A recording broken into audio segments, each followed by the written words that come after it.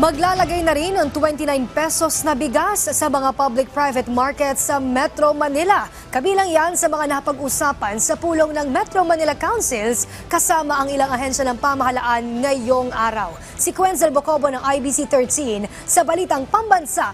Quenzel? Princess, kabilang ang 29 pesos kadiwa rice program ng Department of Agriculture para sa vulnerableng sektor ang unang tatalakayin ngayong araw sa pagpupulong ng Metropolitan Manila Development Authority o MMDA kasama ang iba pang ahensya ng pamahalaan. Kasama rin sa matatalakay ang pilot testing ng Department of Social Welfare and Development o DSWD para sa national IDs ng mga Pilipinong PWD.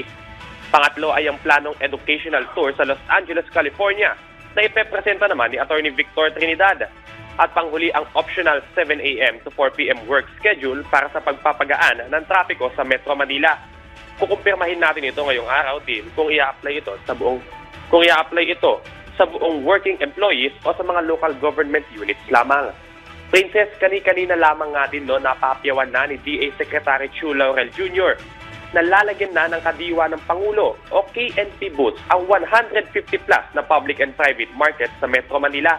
Kasalukuyan ng 20 mga palengke lamang kasi ang merong KNP sa atin. Isa rin sa suwestyon kanina ng Mayor ng San Juan na magkaroon din ng mobile kadiwa na mag-iikot-ikot sa mga lungsod para mas maabot ang mga nasa tagong lugar. Siniguro naman ng DA ang kalidad ng bigas na kanilang ibebenta ay hindi galing sa nakumpiskang smuggled rice o mga bigas na masisira na. Magsisimula naman ang pagbebenta ng NFA rice sa mga LGUs sa Pebrero sa halagang 36 pesos. At suggested retail price naman ito sa publiko ay 38 pesos. Yan muna ang latest mula dito sa MMDA. Princess? Maraming salamat, Quenzel Bocobo ng IBC 13.